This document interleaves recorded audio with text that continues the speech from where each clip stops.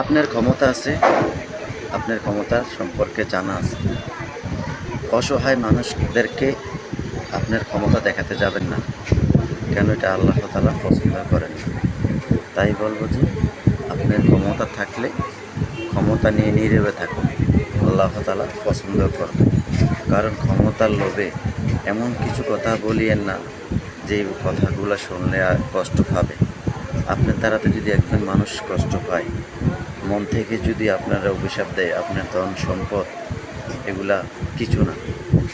আল্লাহ চাইলে মিনিষে ধন সম্পদ নিয়ে যেতে পারে, মিনিষে চাইলে মিনিটে চাইলে আপনার ধন সম্পদ পাহাড় সমান করে দিতে পারে। তাই বলবো কি, আসুন সবাই ছোট বড় ভেদাভেদ না করে একজনের প্রতি একজন ভালোবাসা শিখি, একজনের প্রতি একজন মহাব্বত আদর যত্ন শিখি।